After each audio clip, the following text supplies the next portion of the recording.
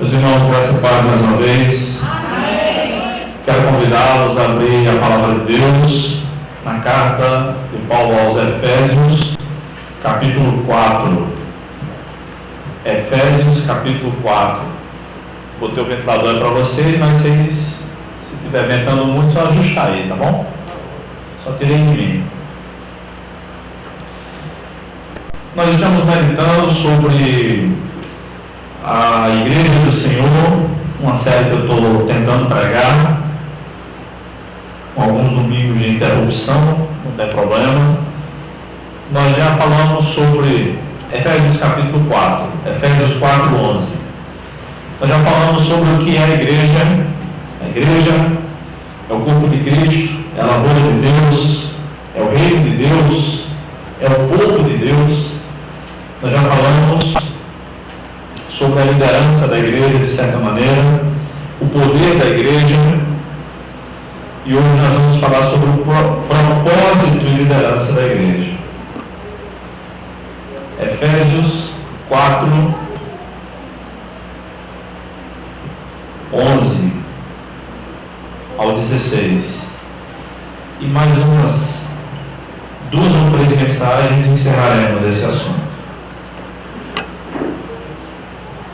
Efésios 4:11 diz assim: E ele designou uns como apóstolos, outros como profetas, outros como evangelistas e ainda outros como pastores e mestres, tendo em vista o aperfeiçoamento dos santos para a obra do ministério e para a edificação do corpo de Cristo, até que todos cheguemos à unidade da fé e do pleno conhecimento do Filho de Deus, ao estado de homem feito à medida da estatura da plenitude de Cristo, para que não sejamos mais inconstantes como crianças, levados ao redor por todo o vento de doutrina, pela mentira dos homens e pela sua astúcia na invenção do erro. Pelo contrário, seguindo a verdade em amor, cresçamos em tudo naquele que é a cabeça, Cristo. Nele, o corpo inteiro, bem ajustado e ligado pelo auxílio de todas as juntas, segundo a correta atuação de cada parte, efetua o seu crescimento para a edificação de si mesmo em amor, no amor. Vamos orar mais uma vez, pedindo a Deus que tenha misericórdia de nós e nos ajude a entender um pouco mais da sua palavra e da sua vontade. Ore de verdade, ore com fé. Não acompanhe apenas a minha oração, mas ore você também. Pai amado, obrigado por mais esse trecho da tua palavra, que está traduzido na nossa língua, como toda ela. Obrigado pela oportunidade de lê-la publicamente e de meditar durante alguns minutos sobre ela. Nesse momento, Senhor, nós te pedimos mais uma vez que o Senhor tenha misericórdia de nós, abrindo o nosso entendimento e revelando a tua vontade, o teu propósito para cada um de nós e para a tua igreja como um todo, Senhor.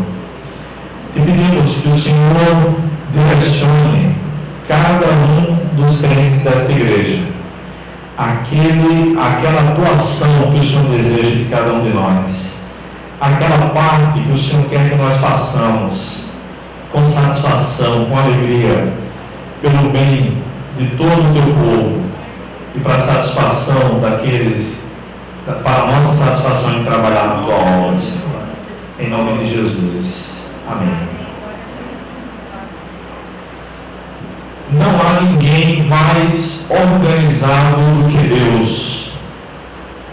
Ele criou todas as coisas para um propósito, cada coisa para uma finalidade.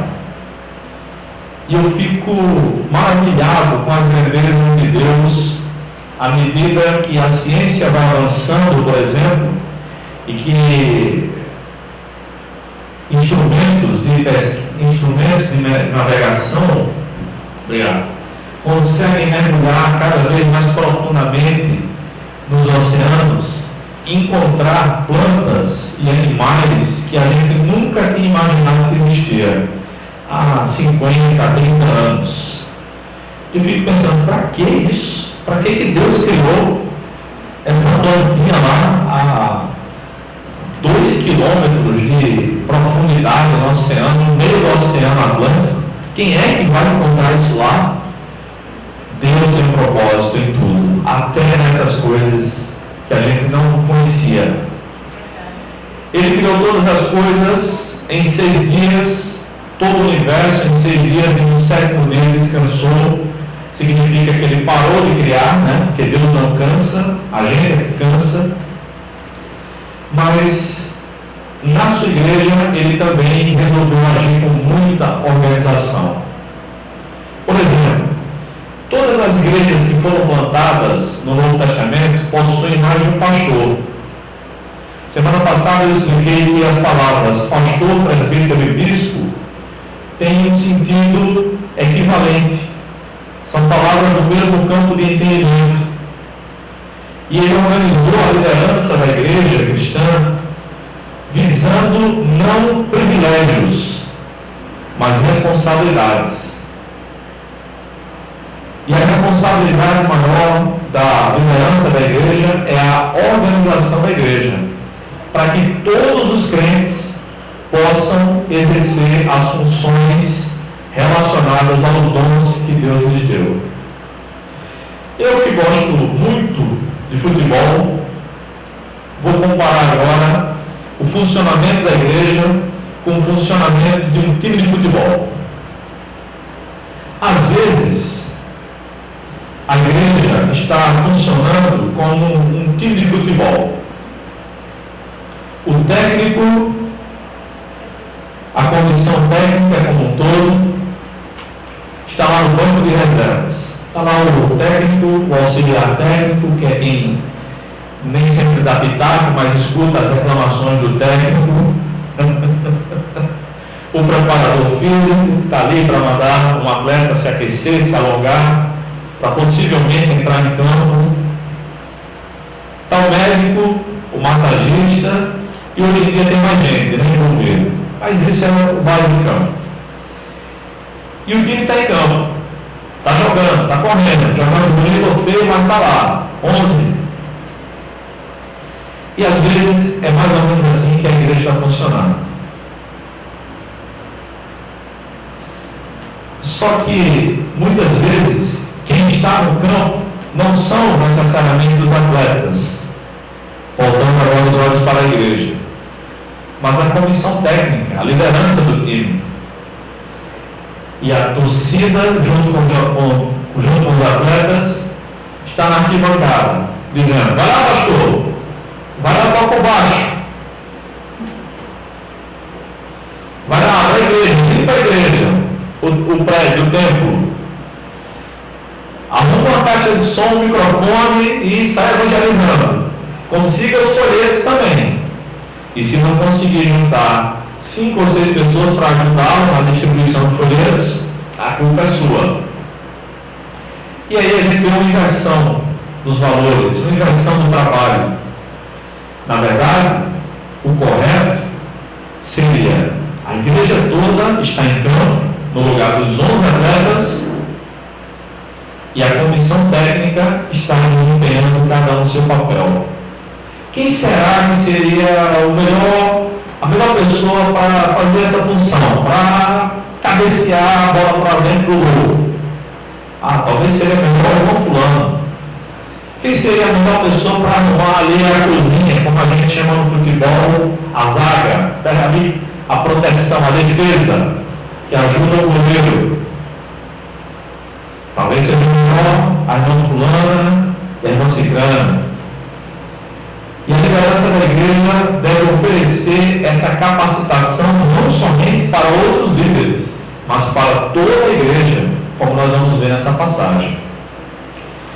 Então eu quero que, à medida que eu for explicando essa passagem, cada um de vocês vá pensando: o que eu posso fazer melhor para a glória de Deus, no reino de Deus? E o nosso tema é propósito e liderança da igreja, e eu dividi em apenas 5 propósitos. O primeiro deles está nos versículos 11 e 12. Deixe sua Bíblia aberta para acompanhar. O primeiro propósito é o aperfeiçoamento dos santos.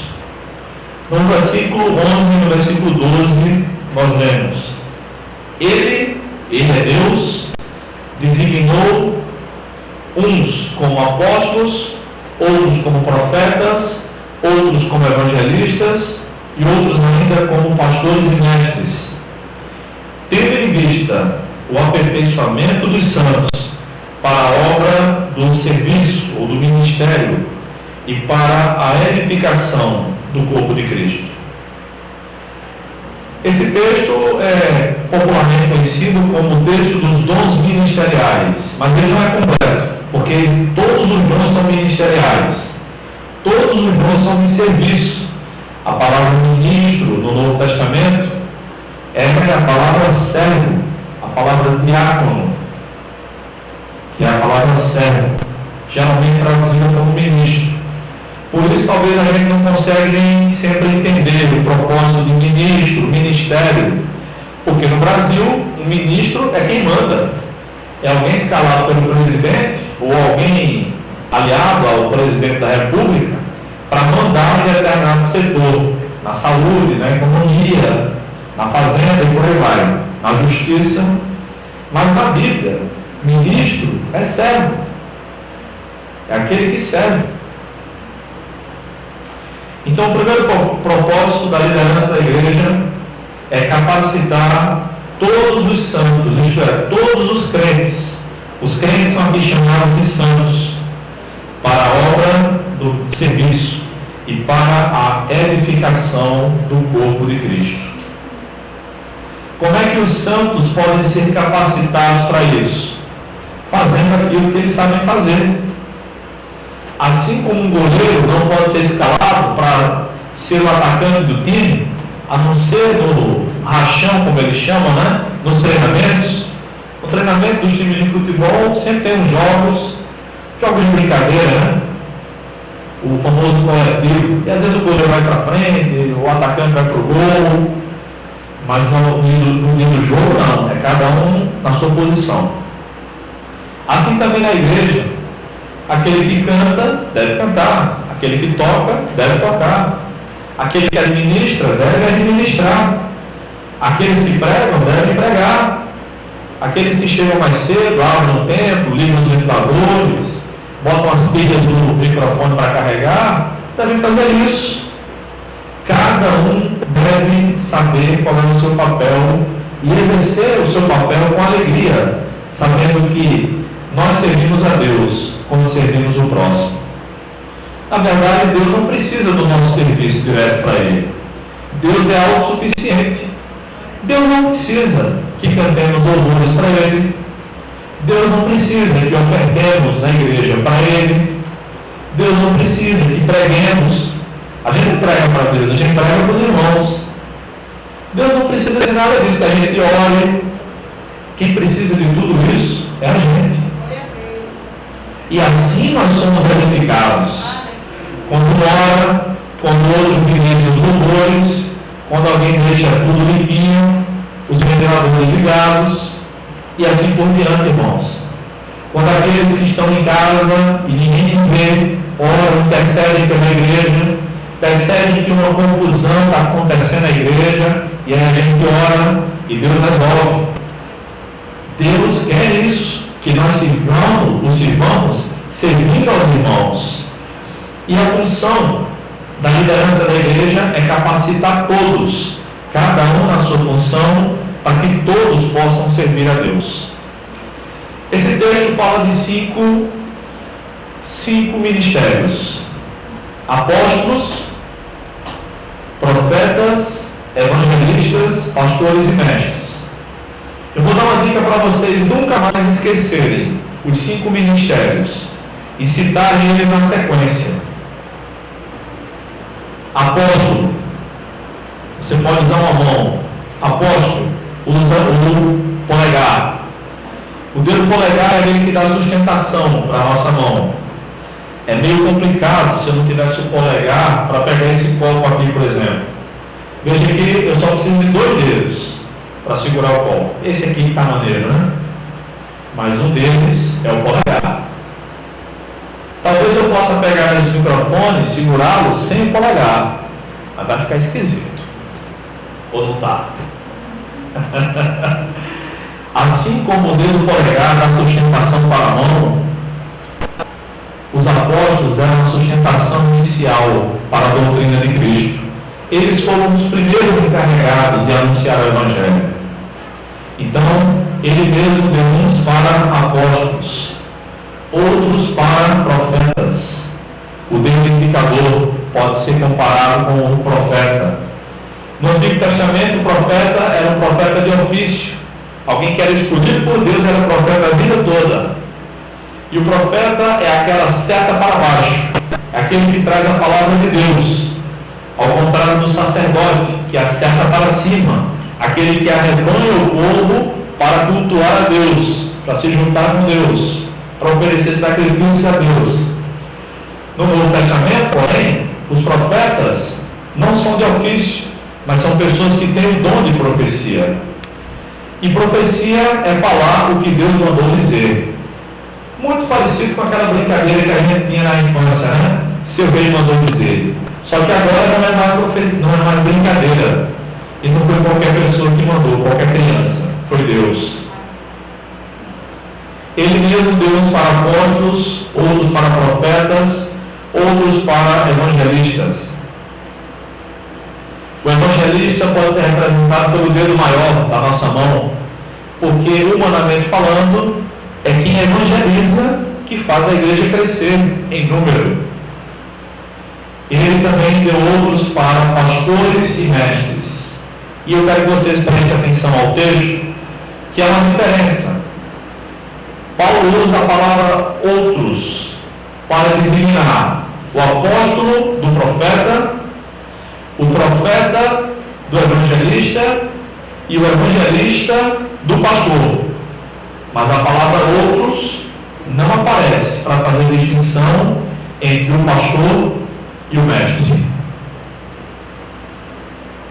Dando a entender, como a maioria dos estudiosos entende, e eu também compreendo assim, que o pastor tem que ser mestre. Não significa que ele tem que ter um mestrado na universidade, não é isso. É que é uma das funções pastorais, talvez a principal, ensinar a palavra de Deus. Mas há outros ministérios.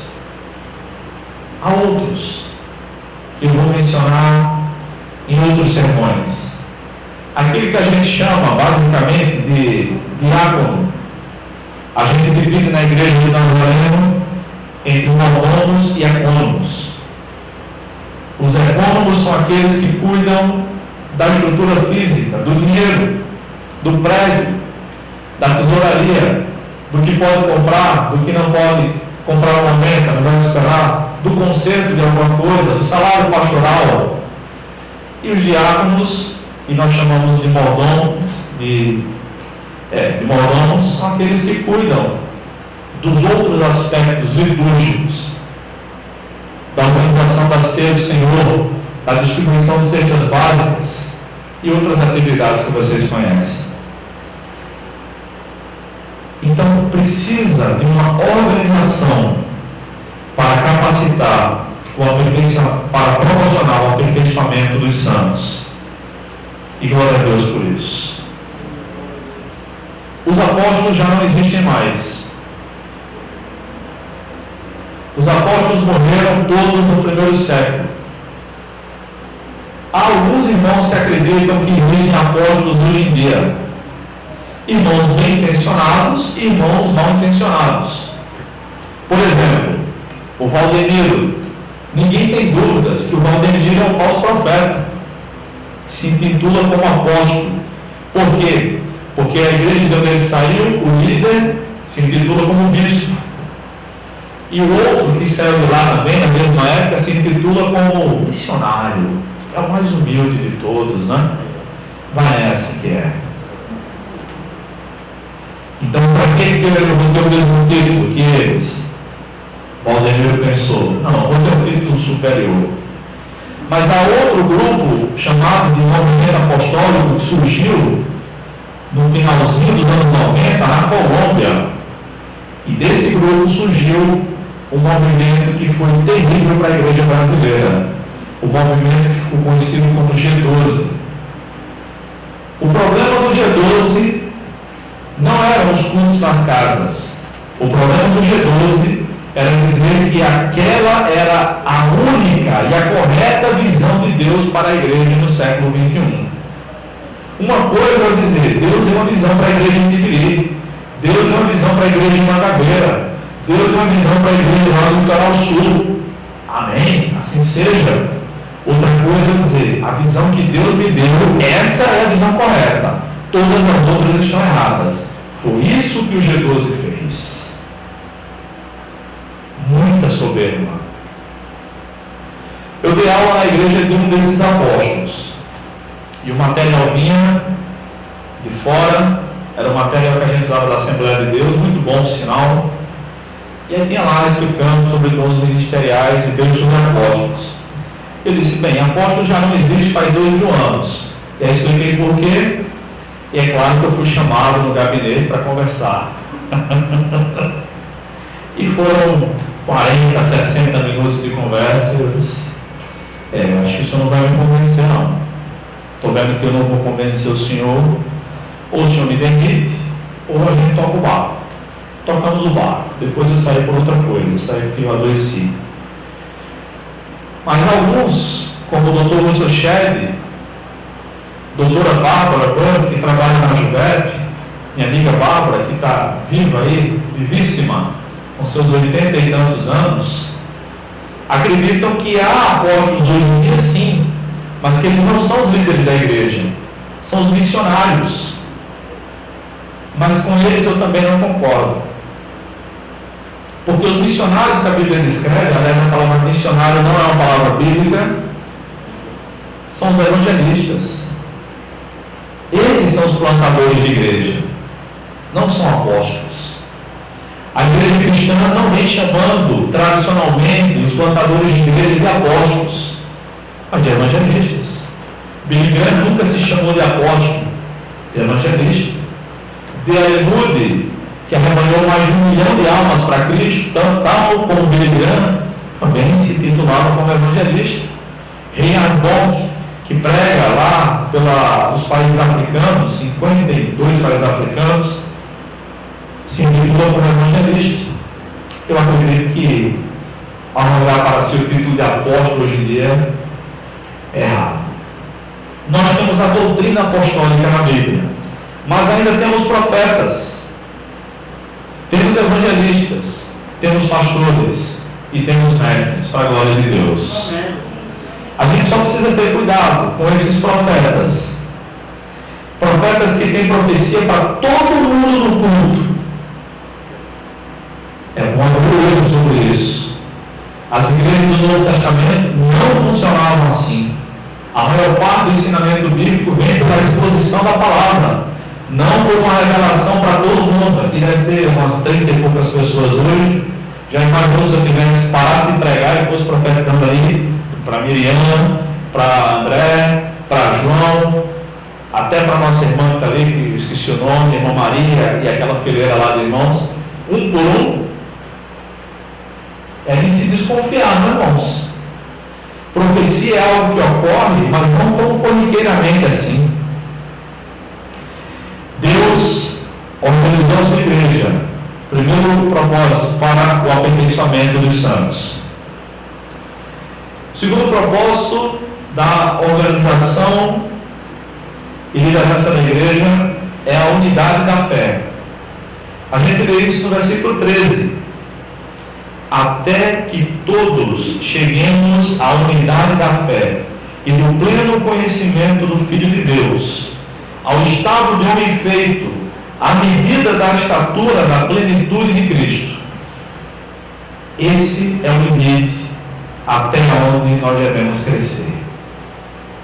Já lhe adianto, não conseguiremos crescer isso tudo nessa vida, mas devemos buscar crescer espiritualmente o máximo possível.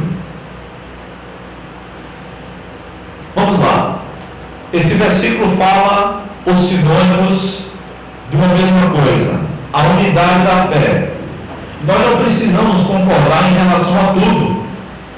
Eu torço pelo meu time, vocês torcem por outros não gostam de futebol, talvez outros até odeiem. Não tem problema. Eu gosto de dormir com ventilador.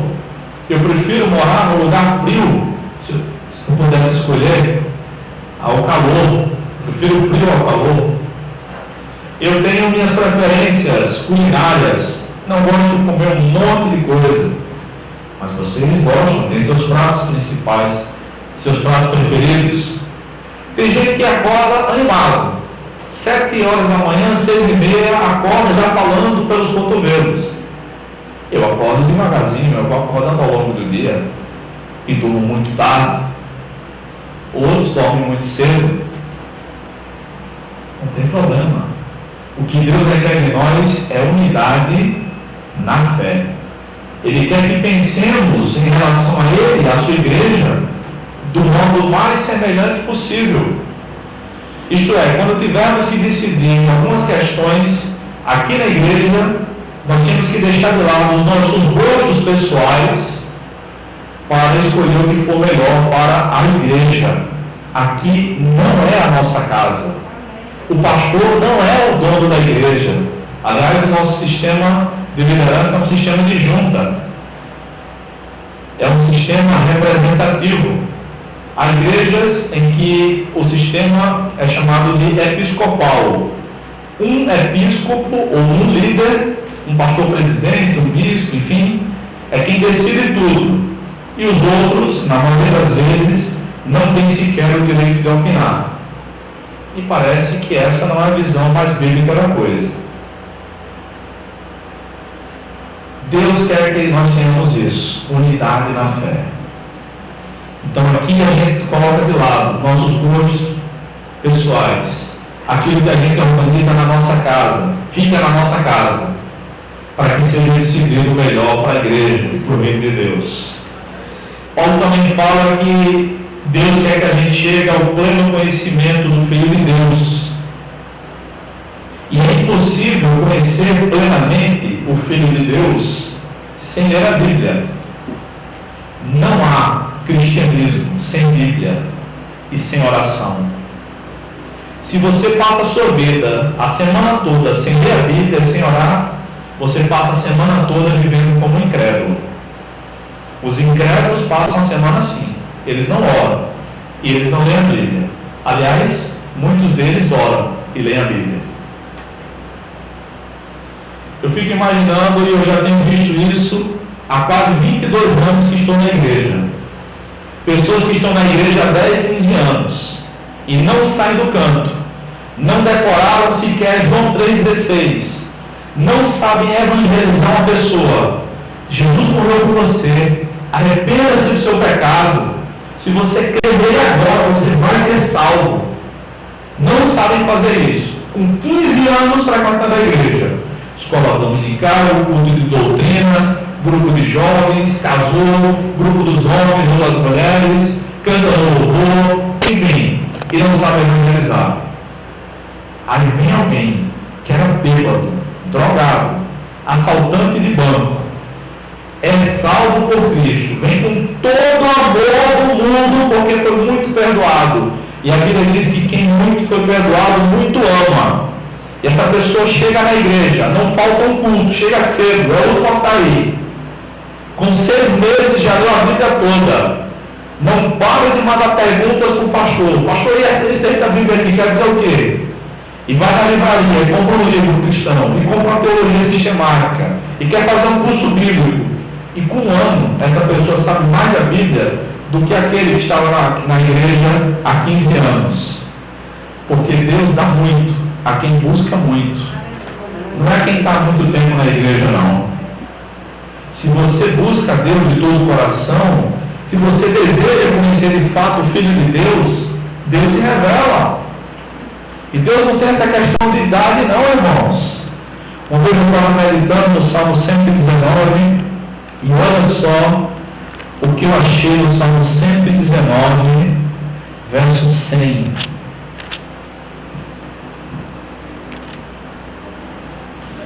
sou mais instruído do que os anciãos, pois tenho guardado teus preceitos. Deus não tem compromisso com jovem ou com velho. Deus tem compromisso com quem o ama. Quem escreveu o Salmo 119 era jovem. E ele escreveu: sou mais instruído que os anciãos. Os anciãos eram os grandes sábios de Israel. Mas quem ama muito a Deus, recebe muito de Deus. Se é o seu caso, se você não leu a Bíblia toda ainda, Deus está te dando uma chance, mais uma. Busque. Paulo também diz que Deus quer, nessa unidade da fé, que cheguemos ao estado de homem feito ou perfeito, à medida da estatura, da plenitude de Cristo, ou seja, Ele quer que nós sejamos semelhantes a Cristo. E como é que a gente pode ser semelhante a Cristo? Não é em fisionomia, não é em idade. Nós já vivemos mais do que Cristo, né? Eu vivi mais 2 anos mais. Jesus foi morto aos 33 anos, eu já estou com 35. No nosso caráter.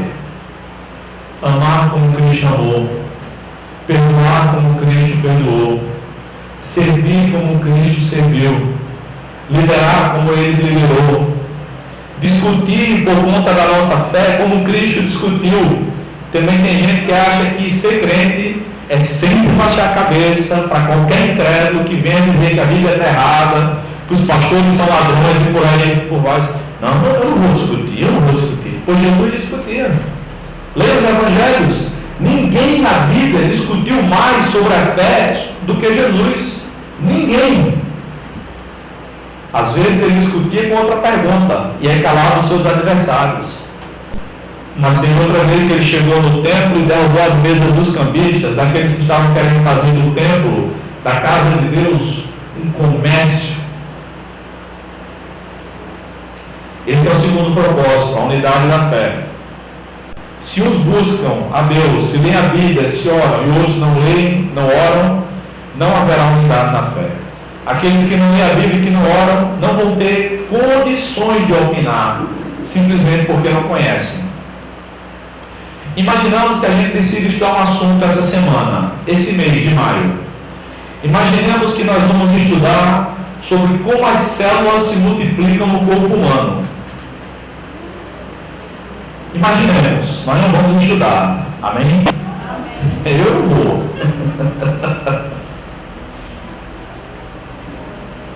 Aí eu sei que algumas pessoas aqui são habilitadas para isso. Eu sei que Kelly entende bem desse tipo de coisa, por exemplo. Se ela der uma boa pesquisada, ela vai dar um show. Eu sei que se antes der uma pesquisada, ele vai dar um show também. Talvez mais alguns aqui. Não sei quem. Aí de repente, a gente junta no dia 25 de maio. E cada um vai dar a nossa opinião. Para quê? Para passar vergonha? Eu vou ficar calado. Porque se eu não tenho conhecimento de causa, eu devo ficar quieto. Agora, se todos decidíssemos estudar um assunto em comum, todo mundo lendo 1, 2 ou 3 livros ao longo desse mês, todo mundo teria muitas condições de opinar. E aí daqui a pouco, quando o João dissesse, não, eu acho que a melhor ocasião, a melhor forma para isso é essa e aquela. Eu disse, não, João, mas eu li isso aí, e o cara não está certo no livro dele, a não ser aquele outro autor que diz isso e aquilo outro. E a gente pode chegar a um consenso. Mas sem conhecimento do Filho de Deus, não há maturidade espiritual. Terceiro propósito da liderança da igreja, a firmeza doutrinária. Versículo 14 fala sobre isso. Deus deu uns como apóstolos, outros como profetas, outros como evangelistas, outros como pastores e mestres, para que não sejamos mais inconstantes, como crianças, levados ao redor por todo o vento de doutrina, pela mentira dos homens, pela sua astúcia na invenção do erro. Então Deus organizou a sua igreja para que essa igreja tenha firmeza doutrinária.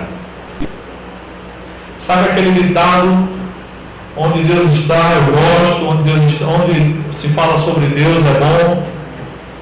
No satanismo se fala sobre Deus. No catolicismo se fala sobre Deus. Na maçonaria se fala sobre Deus. Deus está lá?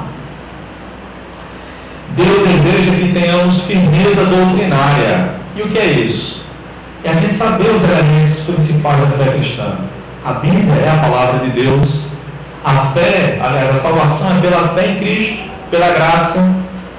A nossa salvação não é pelo nosso mérito. A salvação não é porque a gente é membro de uma igreja evangélica. Não, não é. É pela graça de Deus, por meio da fé.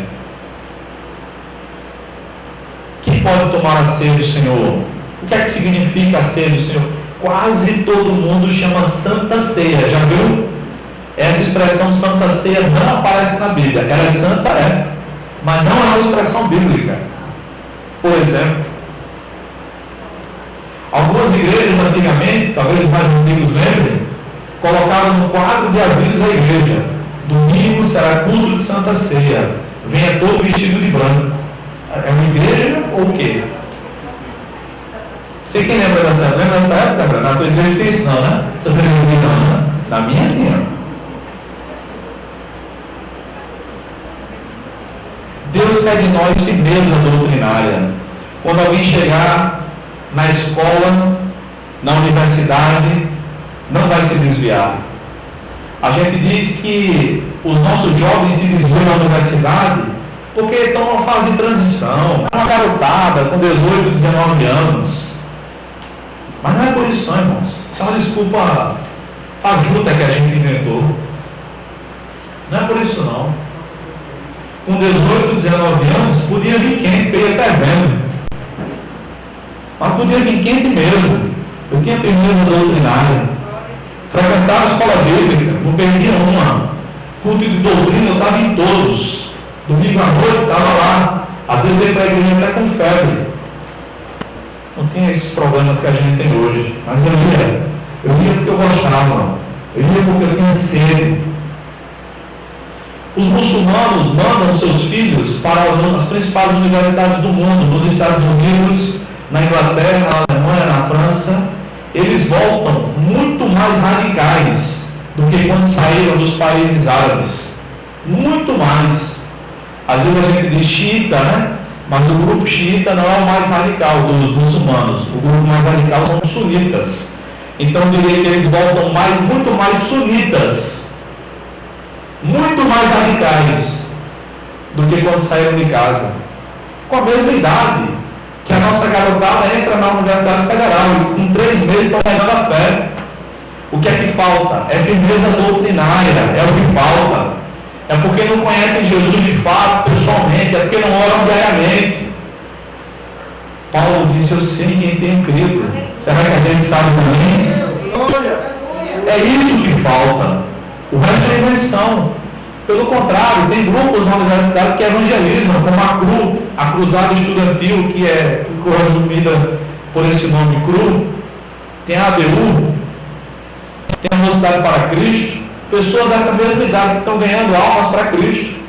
E aí vem um professor de filosofia, de sociologia, de física, do escambau, diz que Deus não existe, que é tudo mentira. E eles estão lá, firmes na fé, irmãos. O que falta é firmeza doutrinária. Aí eu pergunto para vocês, essa firmeza doutrinária falta só para os jovens, falta só para a garotada, ou para muitos de nós que já somos adultos? Deus deseja que nós não sejamos inconstantes como crianças. A gente escuta, eu já ouvi tudo que vocês já imaginaram. Ano passado alguém descobriu meu nome, meu número, não sei se foi 2019 ou se foi ano passado, foi ano passado. Alguém aqui de Santa Rita, André sabe quem foi, eu não sei, descobriu meu número do WhatsApp, começou a mandar mensagem para mim, dizendo que o nome de Deus está errado, que a gente tem que chamar Deus de o Eterno. Inventaram esse negócio agora, né? O nome de Jesus está errado. E o cara veio, o que mais? O cara mandou 6, 7, 9 áudios para mim no WhatsApp, cada um com 7, 8 minutos. E eu vendo os áudios chegando. Daqui a pouco eu respondo ele. Se não responder hoje, amanhã eu respondo.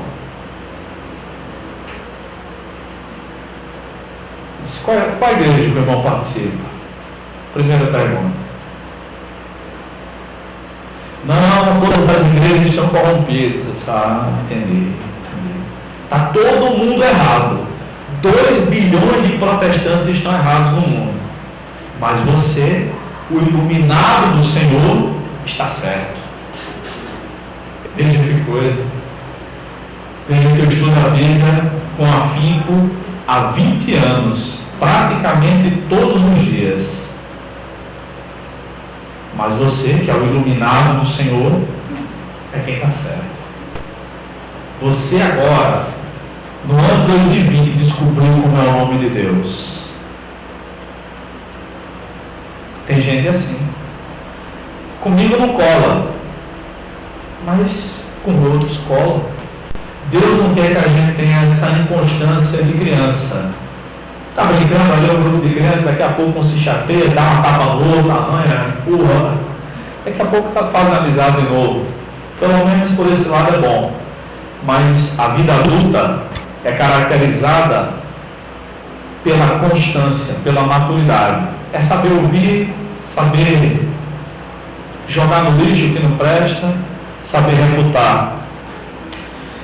Saber refutar a invenção, a astúcia da invenção do erro de homens mentirosos, que começam a proliferar heresias. O quarto propósito da liderança da igreja é o crescimento espiritual, muito semelhante ao anterior. Doutrina, firmeza doutrinária, crescimento espiritual, versículo 15. Pelo contrário, seguindo a verdade em amor, cresçamos em tudo naquele que é a cabeça, Cristo. Cristo não é comparado como o cabeça, nem aqui em Efésios, nem em 1 Coríntios 12, nem em Colossenses 1. Ele é a cabeça do corpo. Nós somos o restante do membro, os outros membros deste corpo. Cristo é a cabeça é aquela que governa tudo. Tudo vem, todos os comandos vêm da cabeça. A gente escuta um barulho, sem se dar conta, um barulho muito alto, a gente faz assim. A cabeça já mandou o sinal para a gente proteger ela mesma. A gente percebe. Opa, já me abaixei. Não é assim? Deus quer isso. Seguindo a verdade, em amor, não em arrogância. Quando essas pessoas vierem com seus erros, com suas mentiras, em amor, desejando que elas mudem de atitude, que elas se convertam, nós vamos em amor ensinar a verdade, crescendo em tudo, crescendo em oração, crescendo em amor, crescendo em fé, crescendo em confiança em Deus, crescendo em paciência, crescendo na graça e no conhecimento, crescendo em tudo, naquele que é a cabeça, Cristo. Deus não quer que a gente cresça apenas em conhecimento. Eu oro pouco, mas não tem problema, eu leio muito a Bíblia. Não tem problema sim. Eu leio pouco a Bíblia, mas eu oro muito, não tem problema. Tem problema sim. Muitas vezes a gente tenta hierarquizar. A oração é mais importante que tudo. Tem gente que diz isso. Não, mais importante que tudo é conhecer bem a Bíblia. O que será mais importante quando a gente está num avião a 3 km e 400 metros mais ou menos de altitude, que os aviões de cruzeiro voam, os voos comerciais, mais ou menos 10 mil pés. Quando a gente está lá, eu já estive lá algumas das vezes sacudiu bastante. Não tive medo de cair não, só tive medo na primeira vez que decolou, tenho medo de altura. Mas a gente vê assim, quando é de dia, né? As pessoas como formigas mesmo, é muito alto. Quando a gente está lá em cima, a gente pensa que a asa direita é mais importante que a esquerda, ou a gente quer que as duas estejam funcionando muito bem. Eu queria. Eu sabia que estava sacudindo muito, mas ele estava a 800 km de velocidade. Sabia que eu não ia cair. Não caiu. O meu medo era só vomitar. Também não vomitei. Estou aqui. A oração e o estudo bíblico são como as duas asas de um avião, irmãos. Ambas são importantes. Elas têm funções distintas, cada uma para um lado, mas elas equilibram a nossa vida. Ore bastante. Como disse Lutero, devemos orar como se tudo dependesse de nós. Vamos orar como se dependesse de nós. E confiar em Deus, como se tudo dependesse de Deus.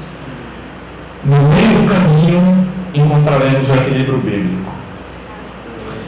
Em quinto e último lugar, propósito e liderança da igreja, de acordo com esse texto, é o desenvolvimento ministerial individual. E está no versículo 16, obviamente. Agora, nele, em Cristo, o corpo inteiro. Veja, não é só a liderança da igreja, não. É o corpo inteiro. O corpo inteiro. Arthur, Caliane, é Caliane, né? Arthur, Caliane, Gabriel, Christian, Gilene, eu, todos nós, o corpo inteiro, bem ajustado e ligado pelo auxílio de todas as juntas. Cada um de nós é como se fosse uma articulação, uma junta no corpo de Cristo, uma parte do corpo, segundo a correta atuação de cada parte. Aqui é o X da questão. Efetua o seu crescimento para a edificação de si mesmo no amor. Como é que isso vai acontecer? Quando a gente encontrar qual é a correta atuação de cada parte. Qual é a correta atuação de uma chave de fenda para trocar um pneu de um carro? Precisa, Cristo? Precisa não. Mas e de uma chave de roda? Aí é essencial, né? Mas a gente precisa de chave de fenda para outras coisas. Às vezes a gente usa a chave de fenda para rodar o macaco, né? Para subir. Mas se não tiver, dá para fazer de outro jeito. Mas a chave de roda é essencial. Se eu pegasse a guitarra, pastor André, guardasse o microfone e resolvesse falar com ela, com a guitarra aqui para vocês, ia dar certo? Não ia. Talvez se eu pegasse um violão, dá certo, né? Pela boca do violão sai som também. Mas não é o ideal. Não é porque dá certo que está certo. O instrumento adequado para eu falar e vocês me ouvirem adequadamente é o microfone, de preferência sem fio, que as minhas mãos suam muito. E eu cansei de levar choque de microfone com fio. Eu vou nas igrejas por aí e aquela conversa de sonoplastia, viu, André? Esse microfone não dá choque. Eu não caio mais nessa. Aí eu digo, não dá em você. Não, mas você está calçado. Não, esse não dá choque. Tá bom. Me arruma um pedestal, por gentileza. Geralmente eu levo um lenço. Já preguei com lenço, microfone com fio. Graça e paz, irmãos. Amém. Irmãos, eu estou usando esse lenço porque eu sempre levo choque em microfones com fio. Não estou com nojo no microfone, nem dos irmãos, tal. O sonoplasta garantiu que não dá choque. Então eu tenho certeza que esse microfone não dá choque nele, mas em mim dá. Porque as minhas mãos suam demais, sobretudo quando eu estou pregando. E aí eu não levo mais choque em microfone. Microfone sem fio é mais complicado de dar choque. E aí já vieram tantas pessoas espertas, sonoplasta, físico, eletricista. É impossível dar choque em vocês microfones. Muito obrigado. Aí eu pego meu lenço, não discuto. Lembra da história do quinta-feira eu disse que não discuto com gente extremamente teimosa. E não discuto bem, irmão. O cara chega para mim e diz: isso aqui é um ar-condicionado. Certo? 12 mil BTUs. Acabou? Bom, conversa. Estou vendo que é um ar-condicionado 12 mil BTUs. Sigo minha vida, irmãos. Esse é o segredo da tranquilidade, é o segredo da paciência, viu?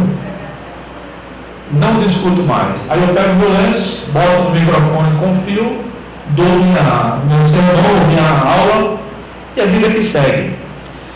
Quando nós encontrarmos a correta atuação que Deus tem para nós, aí as coisas vão fluir melhor. E como é que eu encontro a correta atuação?